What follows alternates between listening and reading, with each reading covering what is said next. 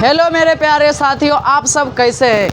कल के वीडियो जो हम डाले थे पृथ्वी के आंतरिक भाग यानी कि अंदर के भाग में काफ़ी हमारे दोस्तों ने काफ़ी सपोर्ट किया है और काफ़ी कमेंट किया है कि सर इसका दूसरा पार्ट आपकी कीजिए डालिए, इसीलिए आज हम आ चुके हैं आप इस दूसरा पार्ट को लेकर बताने के लिए। देखो बताए थे पृथ्वी के अंदर क्या, इसके बारे में बता दिए थे। एडवर्ड सोय ने बताया तो वो था पुरानी अवधारणा यानी कि प्राचीन काल के बारे में जो अवधारणा था उसके बारे में बताया था।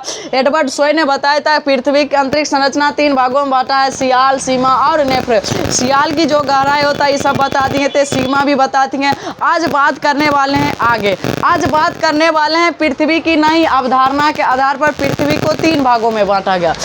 नए अवधारणा के अनुसार भी 3 भागों में बांटेगा, लेकिन पहला का नाम है पट्टी। की नाम है?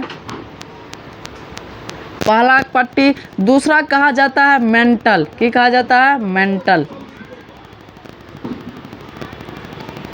और तीसरा कहा जाता है कोर। की कहा जाता है? कोर। अब देखो पूछेगा पृथ्वी के नई अवधारणा के अनुसार भी 3 भागों में बांट रहे हैं। पहला का नाम पट्टी, दूसरा का नाम मेंटल और तीसरा का नाम क्या है? कोर है। तो देखो पट्टी। अब देखो कल हम बता रहे थे साइल के बारे में। किसके बारे में बता रहे थे? साइल। बढ़िया समझना साइल क्या होता है। देखो साइल कहता है ये किन से मिलकर बना होगा? साइल जो होता है ना खनिज से मिलकर बना होता है। किन से?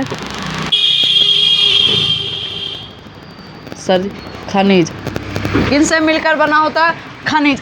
खनिज के बारे में आप भली भांति जानते होंगे। खनिज एक प्रकार के कौन संसाधन है? अनवीकरणीय। कुछ नवीकरणीय भी संसाधन है और कुछ अनवीकरणीय भी कौन है? खनिज में आता। अब देखो खनिज अल्लाह यानी कि अल्लाह मियाँ कहते हैं, अल्लाह मियाँ भगवान ईश्वर गॉड के द्वारा की है बनाया हुआ खनिज। अब देखो कहता है कि जो खनिज होता है ना खनिज से मिलकर के बना होता है साइल बना होता है। अब इस साइल से मिलकर के बना होता है पट्टी, जिसे हम कहते हैं भूपर पट्टी। इंग्लिश में कहा जाता है क्रस्ट। भूपर पट्टी को इंग्लिश में की कहा जाता है? क्रस्ट। इंग्लिश में मेंटल थी, कोर को कोरे कहा जाता है। अब देखो बोला कि जो साइल होता है ना साइल का रंग रूप आकार की होता है सभी 3 किस्म होता है। यानी कि हो सकता है साइल हो सकता है काला भी हो सकता है दानादार भी हो सकता है, यानी कि कभी हो सकता है पत्थर का आकार भी हो सकता है, कभी समतल भी हो सकता है, कोई निश्चित इसका आकार नहीं है, यानी कि एकर आकार रंग रूप तीनों की होता है अलग होता है। अब देखो आगे चलकर साइल को जो है ना 3 भागों में बांट दिया। कितने भागों में? 3 भागों में। साइल कितने भागों में बांट दिया? 3 भागों में। पहला का नाम है आग्नेय सेल, दूसरा का नाम है अवसादी सेल, तीसरा का नाम है कयांतर सेल। पहला की नाम है देखो साइल हमारे दैनिक जीवन में बहुत सारा उपयोग करते हैं। अब जानते होंगे जो लाल किला देखे होंगे, ताजमहल बना होगा, ये सब साइले से मिलकर बना। किससे बना? अब जो संगमरमर जो ताजमहल देखते हो वो संगमरमर से बना। अब देखो संगमरमर है, हम साइल के बारे में साइल के जब प्रकार पढ़ेंगे तो तब समझ आएगा। देखो पहले साइल के बारे में जान लो। साइल कहते किसे? तो खनिज पदार्थ के प्राकृतिक पिंड को की कहा जाता है? साइल कहते हैं। साइल मुख्य रूप से कितने प्रकार के होते हैं? 3 प्रकार के होते हैं। साइल का रंग रूप आकार तीनों की होता है, तीनों 3 किस्म होता है। साइल किससे मिलकर बना होगा? खनिज पदार्थ से मिलकर बनता है। अब देखो पहला साइल का नाम है आग्नेय सेल। पहला का नाम आग्नेय सेल। अब दूसरा का नाम आ जाता है अवसादी सेल और तीसरा का नाम आता है कयांतरित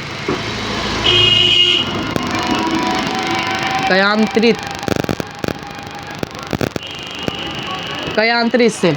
बढ़िया सुनिए, पहला का नाम की बोले हैं आग्नेय सेल, दूसरा अवसादी, तीसरा कयांतर सेल। देखो सेल की है प्रकार। अब देखो आग्नेय सेल भी 2 प्रकार के होते हैं। पहला होती है वायभित्ति सेल और अंतःभित्ति सेल। वायभित्ति सेल और अंतःभित्ति, इसके बारे में हम पहले जान लेते हैं। आग्नेय सेल होता है क्या? आग्नेय सेल का निर्माण कैसे होते हैं?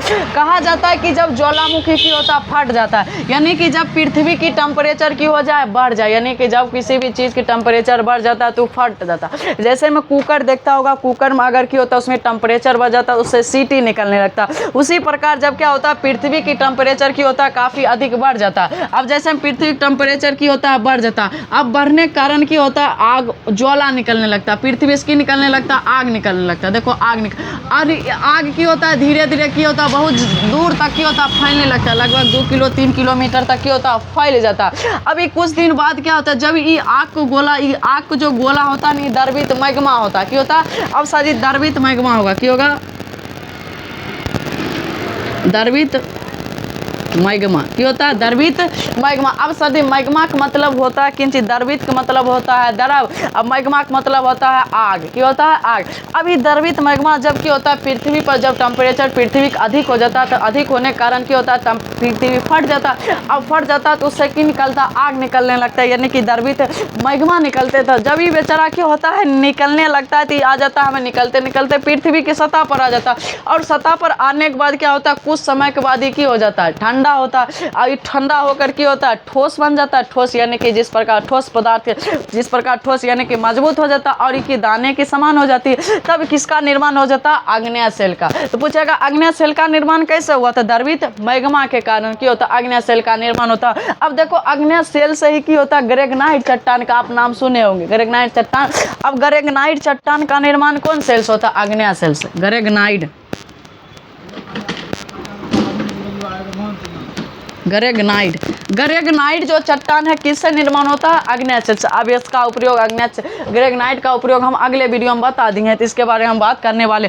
अब क्या होता है जब ये ज्वालामुखी की होता है निकलता है, निकलने के बाद जो इससे आग निकलता है पृथ्वी पर आने के बाद क्या होता है कुछ समय बाद क्या हो जाता है? ठंडा हो जाता है। जब ये ठंडा हो जाता है इसी ठंडे आग को यानी कि गोले को की कह रहे हैं? आग्नेय सेल कहते हैं। अब देखो आग्नेय सेल का जो उपयोग होता है, आग्नेय सेल बस में आग्नेय सेल का उपयोग हम किस में करते हैं? ग्रेगनाइट के चट्टान यानी कि किचन के रूप में हम की करते हैं? किचन में की करते उपयोग। और इसी आग्नेय सेल से की बनता है? टाइल्स बनता है, मार्बल बनता है, उसके बाद की कहते हैं चूना पत्थर की होता है, या इसी आग्नेय सेल में हमें निर्माण होता है। अब देखो आग्नेय सेल की होता है इसमें धीरे धीरे की होता है टेम्परेचर पड़ता है, यानी कि इस पर दबाव पड़ता है। इस पर क्या होता है? वायुमंडल की दबाव पड़ते हैं, उसके हवा चलता है, उन्हें पानी का प्रेशर पड़ता है। जब पड़ते पड़ते ही धीरे धीरे की होने लगता है? टूटने लगता है। अब टूटते टूटते की हो जाता है? दाने की तरह, दाने की आकार में चल जाता है। तब किसका निर्माण हो जाता है? अवसादी सेल का। किसका निर्माण होगा? अवसाद, यानी कि जब इस पर की करेगा? वायु पड़ेगा, हवा पड़ेगा, जल पड़ेगा। जल पड़ते पड़ते धीरे धीरे की होने लगता है? टूटने लगता है। टूट कर क्या होता है? एक दाना की, जब ये बड़ा सा पहाड़ है, पहाड़ धीरे धीरे टूटते तो एक दो दिन में लाखों करोड़ों वर्ष लग जाता है। धीरे धीरे टूटते टूटते की हो जाता है? बेचारा छोटा होता है। और यानी कि दाना की, जिस प्रकार चीनी की दाना, दाल की दाना होता है, मूंग की दाना, चना की दाना, उसी प्रकार दाने के रूप में आ जाता है। और दाने के रूप में आते ही किसका निर्माण होता है? अवसादी अवसादी सेल का। किस सेल का निर्माण होता है? अवसादी सेल। अब जो अवसादी सेल होता है ना, अवसादी सेल को हम जीवाश्म सेल भी कहते हैं। कौन सेल कहा जाता है? जीवाश्म सेल।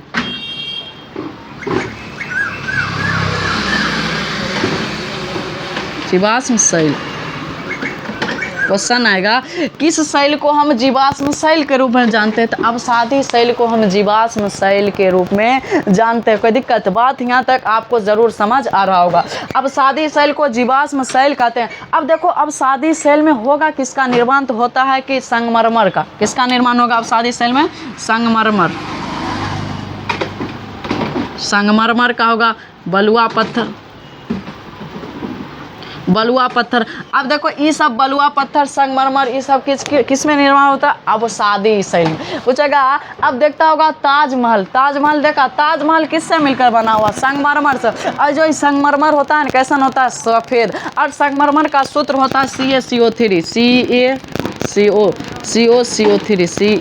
CaCO3 होता है, CaCO3। संगमरमर का सूत्र क्या होता है? CaCO3। और ये संगमरमर कैसा होगा? सफेद। जो ताजमहल आप देख रहे हैं, ताजमहल किससे मिलकर बना है? संगमरमर से। अब देखो बलुआ पत्थर से बना है लाल किला। जो लाल किला आप देखते होंगे, लाल किला कौन पत्थर से? बलुआ पत्थर से मिलकर बना होगा। अब देखो ये दोनों अब कयांतर सेल, अवसादी सेल और आग्नेय सेल में क्या पड़ेगा? जब एक टेम्परेचर पड़ता है लाखों करोड़ों बार, धीरे धीरे क्या होता है? इसमें टेम्परेचर पड़ते पड़ते पड़ते क्या होता है? धीरे धीरे पिघल जाता है। यानी कि पहले जिस प्रकार मैग्मा था उसी के रूप में आ जाता है, यानी कि बालू के रूप में, मट्टी के रूप में क्या होता है? बदल जाता है। तब किसका निर्माण हो जाता है? कयांतर सेल का। कोई दिक्कत? यानी कि जब आग्नेय सेल, अवसादी सेल में क्या होता है? टेम्परेचर पड़ता है। टेम्परेचर पड़ने यानी कि इसमें दबाव पड़ता है। और दबाव पड़ने के कारण क्या होता है? धीरे धीरे क्या होता है? पिघल कर क्या होता है? मैग्मा के रूप में यानी कि द्रव के रूप में बदल जाता है। तो उसे क्या कहते हैं? कयांतर सेल कहलाते हैं। कोई दिक्कत? यहाँ तक कयांतर सेल का आप समझने में कोई दिक्कत ना? अब देखो आग्नेय सेल भी कहता है कि दो प्रकार होते हैं। पहला बताया बाह्यभित्ति सेल और अंतःभित्ति सेल। अब आग्नेय सेल भी क्या प्रकार के होते हैं? दो प्रकार के। अंतः, बाह्यभित्ति, अंतः पहले समझ लो, अंतःभिद, अंतःभिद, दूसरा बाह्यभिद। अंतःभिद, अब देखो अंतर्भित कहते हैं किसे, जब क्या होता है द्रवित मैग्मा पृथ्वी के की होता है अंदर ही राजा। अब जब क्या होता है कभी कदाल की होता है अगर द्रवित मैग्मा में की हो ज़्यादा पावर नहीं, यानी कि ज़्यादा शक्ति नहीं होता, शक्ति नहीं होने के कारण क्या होता कुछ द्रवित मैग्मा पृथ्वी के अंदर ही में रह जाता, तब उसे अंतर्भिती कहते, अंतर्भिती आग्नेय शेल कहलाते। लेकिन जब क्या होता है द्रवित मैग्मा में जब ज़्यादा टेम्परेचर होता है, ज़्यादा पावर होता है, तो ये बेचारा क्या होता है पृथ्वी के ऊपरी सतह पर चलाता है, ऊपरी सतह पर आता है, तो उसे हम क्या कहते हैं वायवीती सेल कहते हैं, वायवीती आग्नेय सेल कहते हैं। यहाँ तक बात समझ आ रहा होगा। अब देखो बात चल रहा था किसके बारे में, पट्टी के बारे में। देखो ये जो पट्टी होता है ना, यहाँ पृथ्वी की सबसे पतली परत है, पतली और कैसन होता है मुलायम होता है। अब इसी पर की पाया जाता है महासागर, महासागर और महाद्वीप, महाद्वीप, महाद्वीप, इसी पर महासागर महाद्वीप और की पाया जाता है भूमि, की पाया जाता है भूमि। और जो कहता है कि जो पूरा पृथ्वी पर भूमि है 29%, कितना परसेंट, महासागर जो है कहता है कि महासागर यानी कि कुल जल कितना परसेंट 71। और कहता है कि जो चादर की तरह यानी कि जो पर्वत की चादर की तरह यानी कि जो बर्फ है 2.7%, 2.7% की है चादर के रूप में जल यानी कि बर्फ के रूप में पहाड़ों पर्वतिया वाले क्षेत्र पहाड़ वाले क्षेत्र। और कहा जाता है कि जो जल की उत्पत्ति हुआ ना 3.4 अरब वर्ष पहले, कहाँ से, प्रशांत महासागर से। कौन पर यानी कि महासागर से किसकी उत्पत्ति हुई है, जल की उत्पत्ति 3.4 अरब वर्ष पहले। यहाँ तक बात समझ। अब देखो पट्टी के बारे में बात, देखो पट्टी के बारे में, पट्टी जो गहराई होता है 50 किलोमीटर से लेकर कितना किलोमीटर तक, कितना किलोमीटर तक होगा 300 किलोमीटर तक होती है। अब देखो दूसरा, अब है देखो चित्र हम बना रहे,